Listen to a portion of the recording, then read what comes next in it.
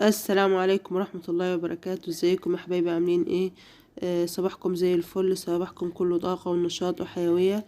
آه يا رب كده تكونوا في أتم الصحة وفي أحسن حال.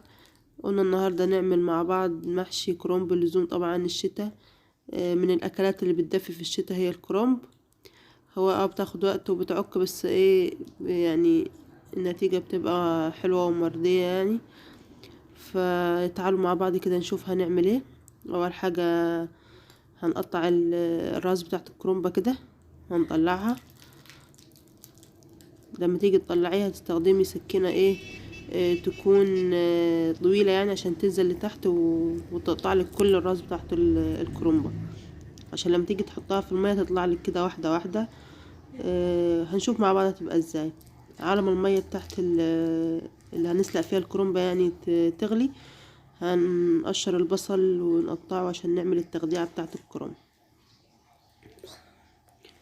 ما تنسوش بقى تحطوا اللايك وتشتركوا في القناة وتشيروا الفيديوهات في كل مكان، علشان القناة بقى تكبر بيكم. واهم حاجة يا ست الكل، تفعلوا زرار الجرس عشان تشوفي كل فيديو جديد احنا بننزله. بعدين كده حطينا حبة ملح للبصل وحبة فلفل، وهنسيبهم بقى عشان نشوف المية ايه بتاعت الكرومبة هي غليت.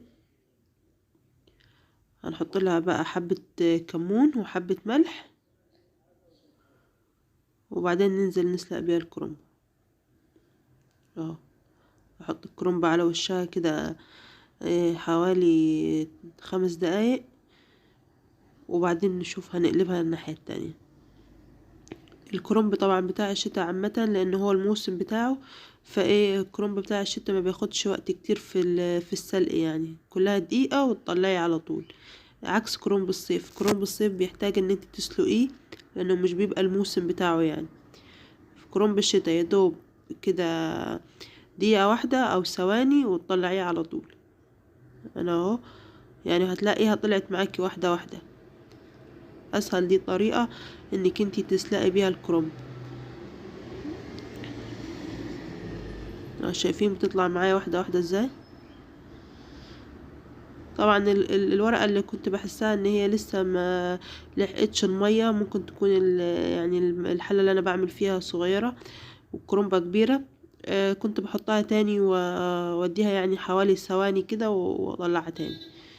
فدي اسهل طريقة انت انك ايه تسلقي بيها الكرنبة، هتطلع لك ورقة ورقة مش هتتقطع منك، مش يعني عكس اللي انت بتفكيها. وكل واحد وطريقته برضو، بس دي اسهل طريقة. اهو بقولك اللي بحسها ان هي لسه ما يعني المية ما وصلت لهاش كلها بحطها تاني.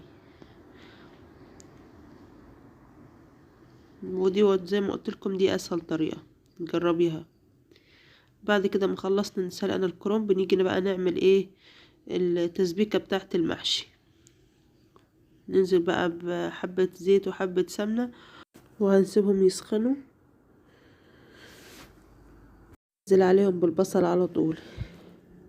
حابة بقى تعمليه كده يعني، تحمري البصلة او تديها لون براحتك، حابة تخليها برضو بيضة كده يعني يا دوب تدبل براحتك. انا عن نفسي بحب اسبكها تسبيكة يعني، وبالذات في الشتاء طبعا بيحب الاكل المسبك وكده يعني. اما حبتي تسبكي الطماطم على كده برضو وتعمليه ني في ني، يعني تقطعي البصل وتضربي الطماطم في الخلاط يا بس تسبكي الطماطم وتنزلي عليهم بالباقي على كده ماشي برضو. كل واحد زي ما بيحب يعملوا ني في ني يسبكوا ويعملوا برضو يا دوب البصلة تدبل، كل واحد حر. بس دي الطريقة اللي انا بستخدمها، وبالذات ان الحب الشتا يعني بيحب المسبكات اللي بيدفي والكلام ده. فانا هستنى لحد ما البصلة ايه تاخد لون دهبي كده او تصفر يعني، وبعدين هنزل عليها بالطماطم على طول. وانا هنا كنت بقى على ما البصلة تاخد لون كنت بقى ايه بقطع الخضرة بتاعت المحشي، كزبرة وبقدونس وشبت.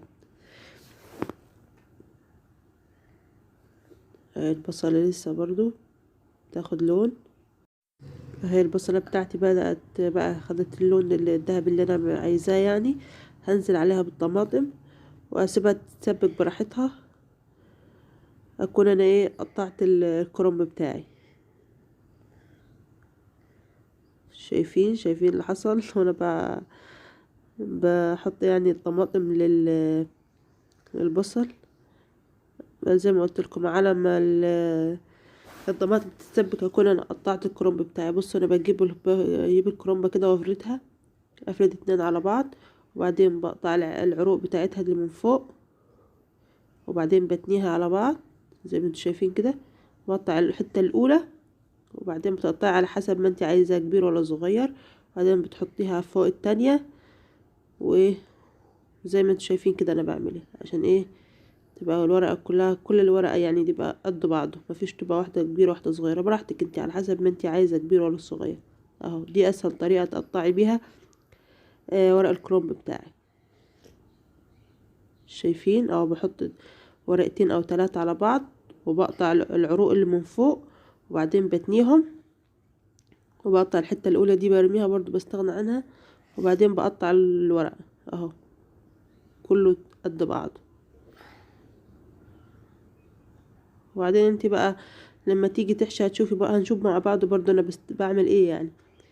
وبرضو حابه بعد ما يعني ما تقطعيه كده طويل، حابه تقطعيه ورق يعني مكعبات براحتك برضو عشان تسهلي على نفسك زي ما انت عايزه. بس انا ايه باخد بالورقه كده واقطع بايدي عشان يبقى سهل معاكي.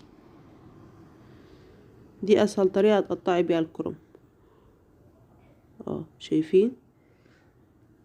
هيبقى برضو شكله منظم مرتب فاهمين يعني؟ اهو شايفين. يلا بقى المحطتش اللايك تنزل يا حبايبي، تحطوا اللايك الجميل بتاعكم.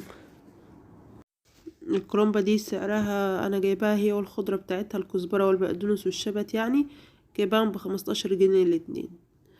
سعرها يعني مفروض هي تبقى سعرها ارخص من كده، بس احنا في ظل الغلاء اللي احنا فيه يعني برضو سعرها معقول شوية.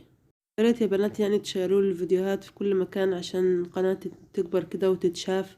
يعني انا باكد عليكم على فكره المصريين دول لو حابين يرفعوا قناه بيرفعوها، حابين يطلعوا اي قناه ترند بيطلعوها، وممكن يطلعوا قنوات كمان ايه يعني محتواها مش اللي هو يعني مش محتوى حلو يعني، ويطلعوها ترند وتبقى وتنجح وقناتهم تكبر. وممكن قناه كويسه ومحتواها كويس وما يطلعوهاش ترند. فياريت يعني تقفوا جنبي وتدعموني وتشيروا الفيديوهات عشان القناه تتشاف وتكبر بيكم.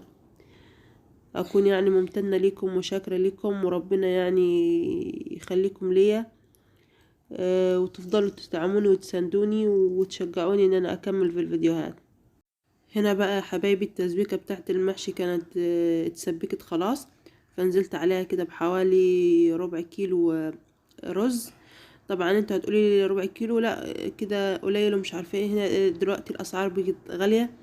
يعني انا عملت على فكرة الكرنب زي ما انتوا هتشوفوا معايا، وفضل مني كمان رز تاني، فربع كيلو يعني بيرمي كتير. يعني الرز بيزيد بعد ما تسيبيه، انا بسيبه شوية على النار شوية كده يعني 5 دقايق فبحس ان هو بيزيد. ونزلت عليهم برضو بمعلقة كمون كبيرة ومعلقة كزبرة كبيرة، كزبرة ناشفة وكمون ناشف يعني وسبتهم على النار. بحب اسيب يعني الرز على النار شوية كده يستوي مع الطماطم، وبعدين بجيبه كده وبنزل عليه بالخضرة بتاعته واقلبهم شوية وبسيبها تهدى، وبعدين نبدأ بقى نحشي الكرنب. اهو دي شكل كده ايه التسبيكة بتاعتي. ممكن الكاميرا تكون مش موضحة شكلها. ظبط لي الملح بتاع يعني الرز بتاع الكرنب التسبيكة. هنيجي بقى نحط العروق اللي احنا قطعناها من ورق الكرنب في الارضية بتاعت الحلة اللي احنا هنرص فيها المحشي زي ما انتم شايفين كده بالشكل ده. هنبدأ بقى نحشي كل واحدة على حسب طريقة حشو. احشي يعني بالطريقة اللي تريحك. بصوا انا هوريكم ان انا الطريقة اللي انا بحشي بيها. بصوا شايفين؟ هنبدأ بقى نحشي الكرنب. هنجيب الورقة كده ونحط حبة رز ونلف، ما تكتريش برضو الرز عشان الرز لما بيستوي بيزيد. انا بحط حبة رز قليلين كده وبلف زي ما انتوا شايفين بالطريقة دي اهو. حابة بقى تقطعي الورق انتي يعني مربع صغير زي على حسب ما انتي هتحشي يعني الصباع براحتك. حابة تعملي كده زي ما انا يعني بعمل على قد ما اشوف يعني الصباع كده محتاج تاني ولا لا، وبقطع بقى. اقعدي بقى تسلي فيهم المحشي، ياخدوا معاكي ربع ساعة، ياخدوا معاكي نص ساعة، اقعدي تسلي فيهم. اذكري الله براحتك، عايزة تصلي على سيدنا النبي، تكلمي في التليفون لحد ما يخلصوا. براحتك زي ما انتوا شايفين اهو. هنكمل بقى حشو بنفس الطريقة اللي انتوا شايفينها دي. وممكن ابصوا دي الطريقة التانية اللي انا بستخدمها برضه، يعني انا بستخدم دي ودي الاتنين على حسب ما يعني على حسب انتي ما اتعودتي بقى.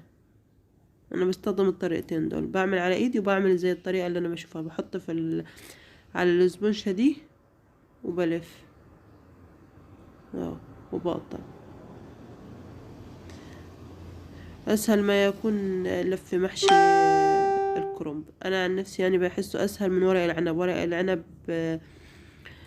حشو عايز دقة، وعايز يعني متعب غير الورق الكرنب. انا بستخدم برضو الطريقة دي اللي انتوا شايفينها دي، برضو سهلة، طريقة سهلة. بحط الورقة اهو، بحط الورقة اسفة على الفلانشة بتاعتي وبلف. دي طريقة سهلة برضو، يعني اسهل برضو من انك تحطي على ايدك، وكله على حسب التعود. يعني انا اتعودت على الطريقة دي اللي انا بحط على الفلانشة والف، بس برضو اتعلمت ان انا اعمل على ايدي. الاتنين اسهل من بعض، وبيطلع اهو الصباع برضو مظبوط وحلو. شايفين شكله هو بيبقى ازاي اهو.